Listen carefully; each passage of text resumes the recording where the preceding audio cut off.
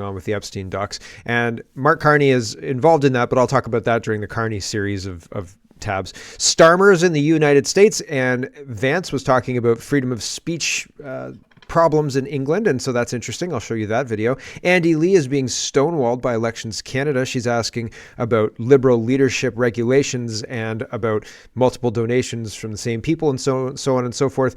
And, well, Elections Canada is not saying anything, so I've got that for you as well. I got it wrong yesterday on the tariffs, I guess, but you'll have to forgive me because I think everybody's confused about what's going on with the tariffs, including CBC. So CBC has a whole write-up of what's going on with the tariffs. And there's a whole lot of other things going on as well. Ontario had an election yesterday. Doug Ford won a third majority in a row, and it seems kind of rigged. I hadn't heard anything really about the election in Ontario other than the terrible radio ads that I try and phase and like tune out. So there's lots going on. Let's get to it. First, CBC News is reporting Trump says 25% tariffs on most Canadian goods will take effect March 4th. So yesterday, it was Letnick and Trump being asked about tariffs. Letnick chimed in and said the 30-day thing is one set of tariffs and April 1st is a different set of tariffs. And the April 1st set is when all of the tariffs are going to be actioned. Everything's going to be actioned on that date. But the 30-day fentanyl-based tariffs they have to convince the president. And I assumed incorrectly yesterday, and apologies about this, that because Trump was talking about April 2nd, that there would be no tariffs on March 4th. And I was wrong about that, apparently. Here's CBC News correcting me. And so Trump says 25% tariffs on most Canadian goods will take effect on March 4th. Commitment comes after weeks of chaotic messaging from the U.S. president. And so sorry for being incorrect. The commitment comes, and I'm not meaning to blame Trump necessarily. It's just there's so many things going on that maybe he's been clear about it at some point, but I just didn't see the video, right? So I piece together what I can based on what I've seen. So there you go. The commitment comes after a week of chaotic messaging from the president. They didn't capitalize president here. That's a little weird. Isn't that against AP guidelines? Anyway, the Trump told reporters Monday that at least they capitalized Trump. He told reporters Monday that the tariff pause he negotiated with Prime Minister Trudeau will be lifted next week, and the 25% levy on Canadian goods will go into effect because the country is supposedly ripping off the U.S. Then on Tuesday, the White House staff told reporters that the president was referring to the other promised trade action in those remarks, and that the 25% universal tariff, or 10% on energy products, is still subject to some negotiations. Trump was definitive on Thursday, and he's back to linking this trade action to drugs. Proposed tariffs scheduled to go into effect on March 4th will indeed go into effect as scheduled, he said. So that's interesting, right? And we'll see if it actually does come into effect. I've heard of, delays and then no delays, and yes, we're on schedule, and no, we're not on schedule. And, we didn't hear anything on, when was it? January 20th. Then February 1st, we didn't really hear anything until the 4th. And so it's one of those things where I think things are probably happening in the background, and whether that's Trump's team planning things like this is how we're going to roll tariffs out, and they're not quite ready to roll it out yet, or it's negotiations that are taking place with regards to whatever leverage Trump has, and probably that includes Epstein and Puff Daddy lists, but maybe not. Maybe Trump doesn't even need that kind of stuff, whatever, because he's got the apparatus of the United States behind him, right? So he's negotiating, and that negotiation keeps the tariffs publicly in flux. Does that make sense?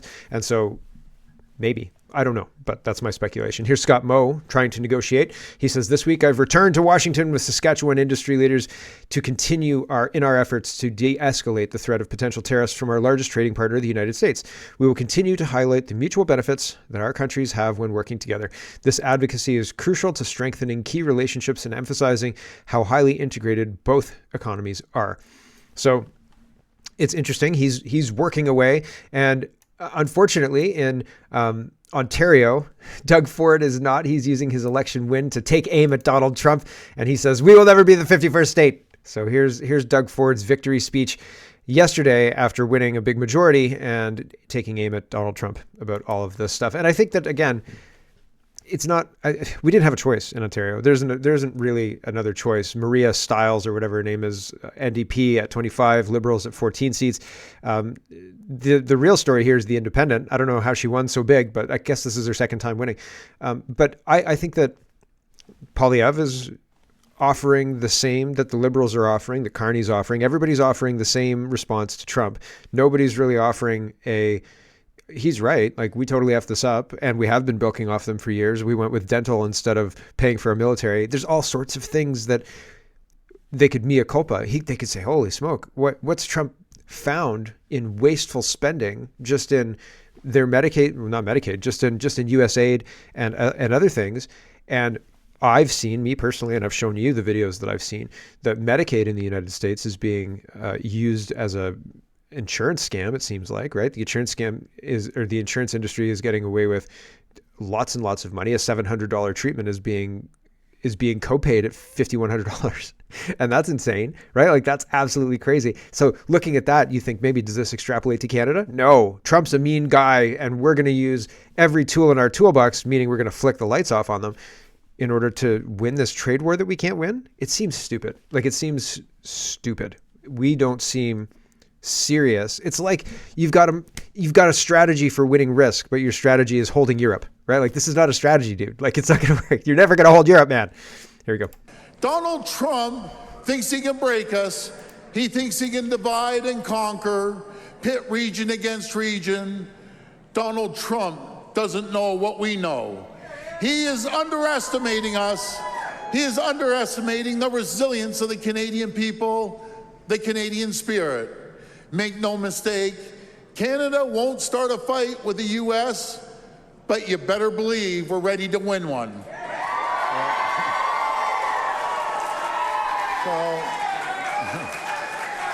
So, thank you. Thank you, everyone. So, are they chanting Trump? Folks, let me be clear. Canada will never, ever be the 51st state. And Canada is not for sale. Because the 51st state will be Alberta, and Ontario might be the 52nd state. Jeepers creepers, man. So he's picking a fight with the United States, right? Like, he doesn't need to do this. Trump doesn't know what we know. I think Trump knows more than some of us know. And I think Doug Ford is included in the some of us, right? Like, Right Blend says Doug Ford and the Progressive Conservatives won again in Ontario, and Ontario Liberal leader Bonnie Crombie is currently trailing in her riding. As far as I know, she did not win it. Doug is a Liberal in a blue hat, but this is a funny and predictable result. So the Liberals doubled their seats, I think, their official party status again with 14 MPPs, but Bonnie Crombie is not one of them, she's terrible, so I'm not surprised. I See Crap Daily says this likely was the most uncontested race in Ontario history. No screaming unions. Well, what's his name? Han is gone. Fred Han is gone. Ham or Han is gone. No federal interference. There was some federal interference. No real media to speak of. Federal interference. I'll show you the federal interference in just a minute. I've seen bought elections, but nothing stinks more than this one. And I'm on the right side of politics. Like on the right side, right? Ford is in bed with the Liberals, period. He really is, right? They were quite happy to have Ford there. Chrystia Freeland almost endorsed him, but she went with Bonnie Crombie and lost. Chrystia Freeland, federal MP, interfering in Ontario elections. She lives in Ontario. Can you forgive her for endorsing a candidate? I don't know. Today, she says, is election day in Ontario, and I just voted. Get out and vote for the Ontario Liberals and Bonnie Crombie. Make a plan to vote before polls close. I voted for New Blue, and I didn't like having to feed my ballot into a Dominion tabulation election stealing machine. So that wasn't very fun. So I voted, but did I? If I voted, I probably voted NDP.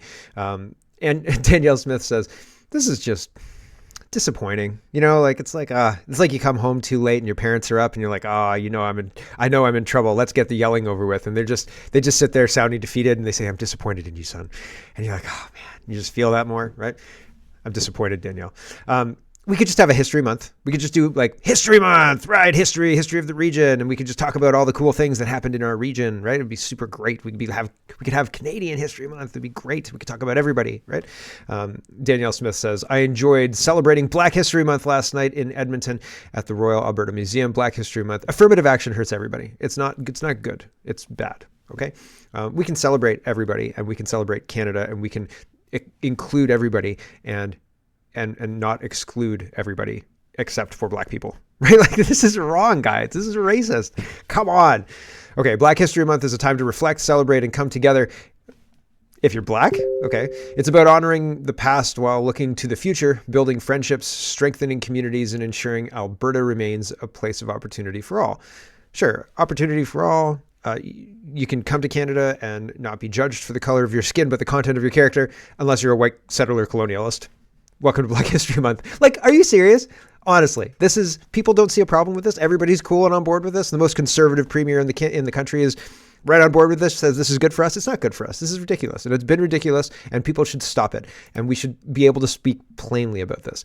Why do we need to have carve out months for specific people? Why can't we celebrate people? Why can't, instead of Pride Month, we have Family Month? We say Alberta's families are strong, or Ontario's families are strong, or Canada's families are strong, and we're going to celebrate those strong family ties, mothers and fathers, sons and daughters, and all of those things make up our community. Let's celebrate all of them. And that includes everybody, right? Like, you've got a mom, you've got a dad, right? And maybe if your mom and dad aren't around anymore, you've got brothers and sisters and things like that, and community around you. Celebrate that, right? The other way, it's very, if you're not part of this group, or if you don't, aren't allied with this group for allyship or whatever nonsense, then you're excluded and you're bad and you're mean. No, let's celebrate us, because we're all doing our best to get through our day. Okay. Like, regardless of our skin color, let's celebrate everybody and say content of our character matters way more than the color of our skin. Okay. Did nobody listen to Martin Luther King? Nobody? Stephen says, Ontario election independent candidate Bobby Ann Brady pulls off a rare feat. This woman beat her closest competitor as an independent by 15,000 votes. There are other ridings that didn't get 15,000 votes total. Okay. Like, that's probably wrong. But the CBC coverage of this is incredulous. They're like, what is happening here? She's an independent. This never happens. Here you go. This does not happen. It doesn't happen that an independent wins in this province or in this country. What does this guy say? Like, don't even bother running as an independent. You work for your constituents? No, you work for a political party. This does not happen in this country. Are you kidding? Come on, CBC. Like, I think everybody should be independent. Let's get rid of the political parties, because the political parties have a bias and an ideology. And if you're not part of it, it's like a cult. It's like a cult. And the Liberals are the worst cult of all, honestly. So anyway, the CBC guy talks about how her win is massive. I think this is her re-election, and they love her. If anybody knows her, I'm going to reach out. I think I want to talk to her and have her on Speaking Moistly, just to talk about like what she's doing right. And will she be prime minister one day? They talk about, oh no, who is it? David says in 4 years or so, Bobby Ann Brady will be the next prime minister or premier of Ontario. I went prime minister, but yeah, let's see. Can you put together a political party? But I don't know what her policies are at all. So maybe she's a rabid leftist. Who knows? So anyway, she's very, very popular. Isn't that Nikki Mirth? Kaplan Mirth? Nikki Kaplan Mirth? Is that her name? The crazy doctor who was masking, et cetera, et cetera. Isn't that the same place? So, I don't know. I don't know if she's good, or I don't know what side of the woke agenda she's on. So maybe she's super woke and that's why everybody likes her. Who knows? Let's talk about BC. John Rustad is updating people. Global News is reporting the British Columbia government has survived a non-confidence vote after the opposition Conservatives Party wasted no time in trying to overthrow the NDP. So going right back to an election. Promises made, promises kept, says John Rustad. At the earliest opportunity, the Conservative Party of British Columbia will take down EB's dysfunctional, failing socialist NDP government and fight an election to save British Columbia. David has lied to everybody. David Eby lied to everyday hardworking British Columbians about providing them with $1,000 of relief for groceries, about taking immediate action to remove the punitive carbon tax, and opening new drug dens in vulnerable communities like Richmond. If there's another election soon, I promise this: I will personally be asking Elections BC for special scrutineers for care homes, retirement homes, and anywhere else where the NDP could use unethical and illegal bullying and manipulation to coerce vulnerable people into casting a ballot for the NDP. And they have affidavits from a Green candidate talking about how the same things happened to them. Bruce says the Conservative Party of British Columbia and now the Green Party of BC have put forward affidavits over the Surrey-Guildford riding alleging voter fraud. So we have rigged elections in the country. And I mean, Rustad seems to be wanting to fight it, but conceded a rigged election. So that's like, it seems like a bad way to fight it. Give these guys power and we'll bring down the government again and do another election with the same machines again. But this time with scrutineers, like this time we'll know. We knew last time, and everybody screamed it, and it was really like there was one guy, and I can't remember the remand. He has it all. He has everything. They could absolutely use his stuff and go through the last election and find that it was fraudulent and fix that stuff. But they're not going to do that. They're just going to run another election with all the fraudulent same things happening. I bet you people take home ballot boxes. Oh, I didn't know we weren't allowed. It's unbelievable. It's unbelievable. Here's John Restad. So what we now have found with Surrey Guilford is we now actually have a new affidavit that has come forward from the Green Party candidate in that riding, who, particularly on the Argyle Lodge, has said this candidate went to the lodge, talked to the people running there, wanted to get in and talk to the residents, wanted to leave information about the party. And the response was that the residents were elderly and incapable of voting. And so they turned away the candidate from being able to go in and talk to those residents. We now know from the other affidavits that those members in that lodge voted, that they all voted by mail. The lodge, the person who's running that, said Elections BC has been giving them the ballots by bulk every election. Elections BC says, no, we don't do that. There are serious irregularities that have happened during this election. And most importantly, when we look at this, and we've been talking with people in other lodges, we've been finding other information, we're looking hopefully to be able to bring that forward in terms of affidavits as well. It makes me very, very angry to think that our vulnerable citizens, our seniors, potentially have been taken advantage of in terms of how the election process has worked in the province of British Columbia. Right. And it's completely unacceptable. And I wish that our politicians would fight for us, but they don't seem to. And is this the beginning of John Restad doing that? I don't know. Maybe. Let's talk about Mark Carney. And he's a liar, and everybody kind of knows it, and everybody's calling him out about it. And actually, a meme is going viral about how much of a liar that he is. And it's actually kind of funny. And so we'll go through all of that. Here's Pierre Poilievre calling Mark Carney out for being a liar. That's the basis of all of the next 10 tabs or so, is that Mark Carney lied, provably, on camera to Canadians about a medium big deal. And he shouldn't have lied. It probably would have been better if he had just explained it. But he did lie. And so now he's kind of torpedoed his own campaign. And that's kind of funny, because now what are they going to do? Put Freeland in? She's going to lose the election. So have fun with that. Maybe Justin Trudeau really does retire and just runs another election, and screw it, it'll fall where it may. Who knows? But it seems like Mark Carney's in a bit of trouble. He's having to scramble, and he's in hiding. Here's Pierre Poilievre. He says, "Dear Mark Carney, 3 days ago you denied any role in your company's decision to move its headquarters from Canada to the United States.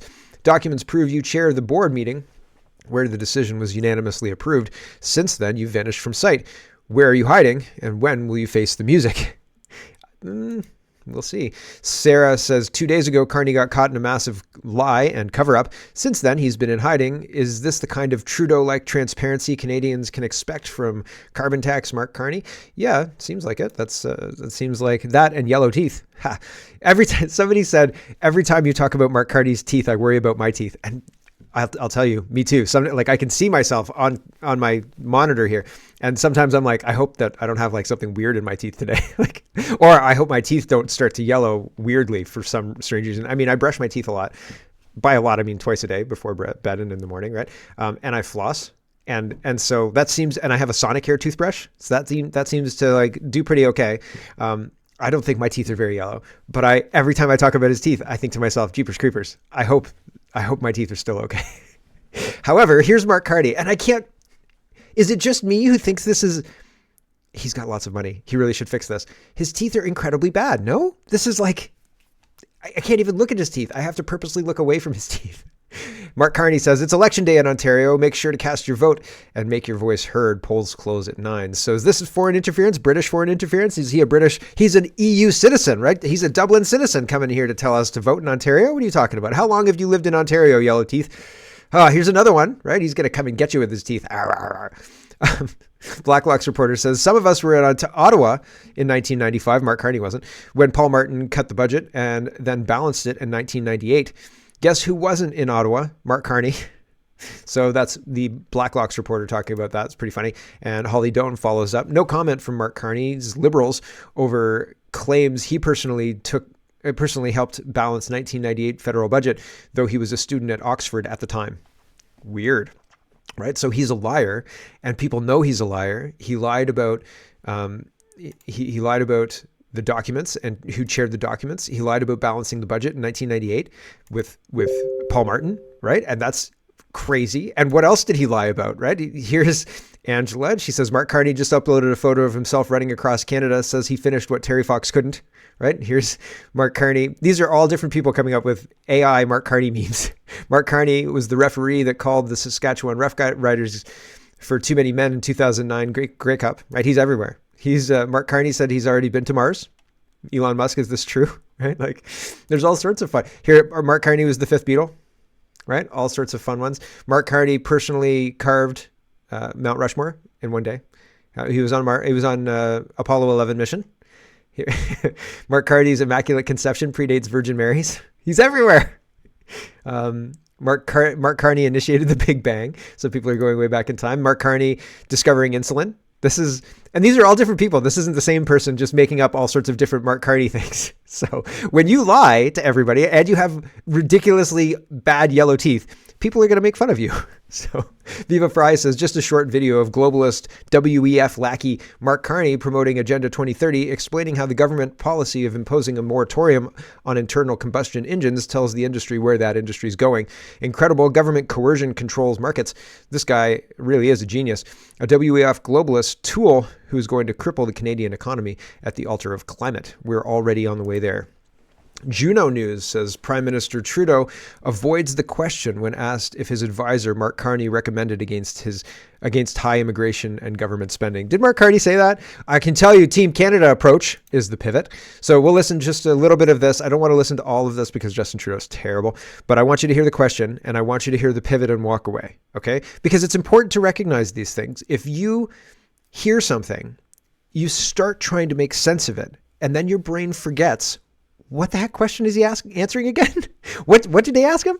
And that's being exploited by our politicians. So the more you see it, the more you can recognize it. And reporters see it. That's why they say they'll have written down on their paper the main part of the question that they wanted to ask. And if that main part of the question that's like circled on their paper isn't answered, they'll be like, sir, but what about this thing that I asked you about that the question was about? And then the politician will say, next question. Like, no, we're not answering that question. I already gave you the answer. Here's Justin Trudeau, 30-second warning. Here we go. 45-second warning. Here we go. Leadership debate. Mr. Carney had said that the economy was weak before the tariffs, pointing to a surge in immigration and high spending over the last 5 years. He was an advisor to you in that period. Did he advise against either of those things? As you know, we have outstanding people stepping up to lead the Liberal Party and continue the important work that we've been doing, but also meet the new challenges that the world keeps throwing at Canada. Okay, we'll leave it there. And it was a little bit quiet, so apologies about that. But basically she said, did Mark Carney advise you? And he says, the people who have stepped up to lead Canada are just wonderful people. Did they advise you, though? That's the question. Who is responsible for this, Mark Carney or you? And it's Mark Carney and Justin. Here's Pierre Poilievre again and highlighting, what's this guy's name? Wilkinson? I cannot for the life of me find his name, and I know I'm just blanking on it, apologies, but Pierre Poilievre says, this Liberal minister says Carney was just putting his shareholders first when he moved his company's HQ out of Canada to the United States.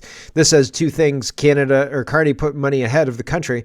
Two, Carney believes that after his last 5 years as Trudeau's economic advisor, the U.S. is a better place to do business than Canada. Both 1 and 2 are reasons he should not be the prime minister. Signed for what about blah blah blah, right? All of the petitions that you sign are just ways to fund the Conservative Party. So he's fundraising with that tweet.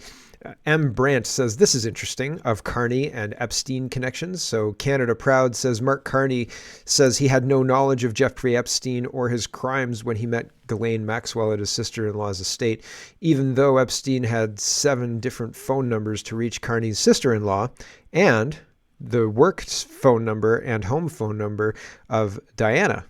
And people were saying, isn't Diana his wife? Yes. Weird, right? So M. Brandt says, it was through hockey that Mr. Carney also met his wife, who was an Oxford graduate student at the time.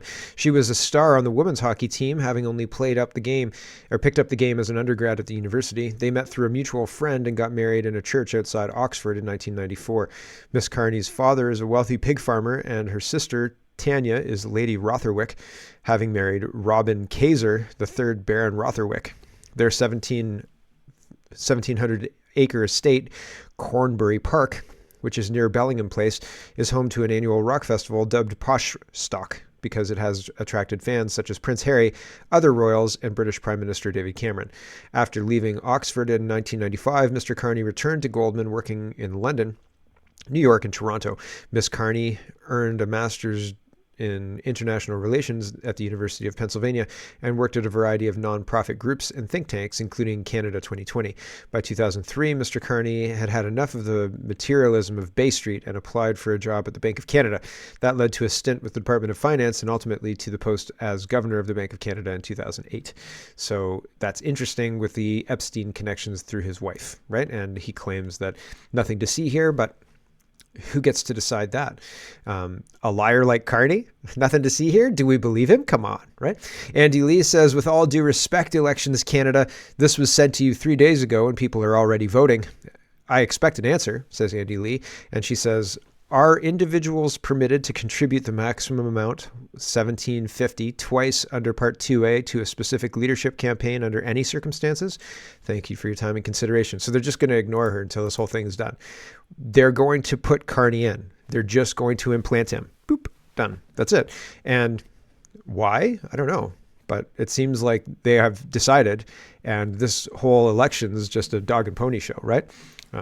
Holly Doan says, newly disclosed federal audit cites confusion and lack of insight and mismanagement at the passport office that cost taxpayers millions. Liberal leadership candidate Karina Gould was the minister responsible at the time. Not good. Very shocking is not the right word, but it's not good. Like it's pretty bad. Naya says today, February 27th, 2025, the House of Commons published evidence that of the special joint committee on the declaration of an emergency held 5 years ago on May 10th, 2022. And 5 years? 2022 is not 5 years ago. 2022 is 3 years ago. So excuse Maya for the typo. Carrying on.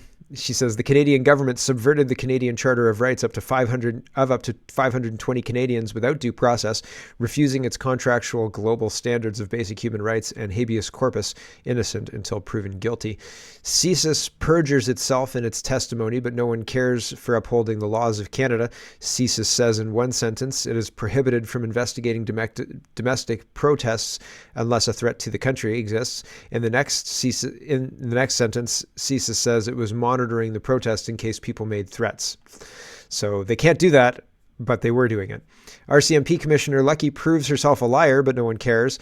Here is the exchange. When did the discussion of using martial law start? About a week prior to using it. Who discussed it with you? I don't know. And really, that's what it says. I can't say for sure, she says. It may have been with a deputy minister committee. Okay, that's great. Good answer. Next question.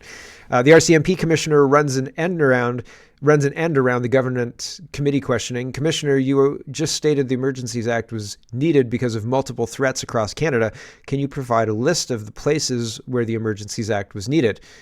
I don't know. Next question. So pretty crazy stuff, man.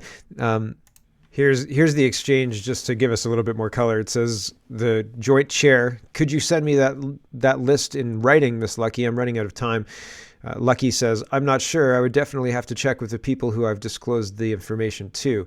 And he says, in fact, that was more or less what you said. You said that you attended a meeting about a week before February 14th where you spoke with these people about situations across the country. That is what you just said, but now you're saying that you don't know.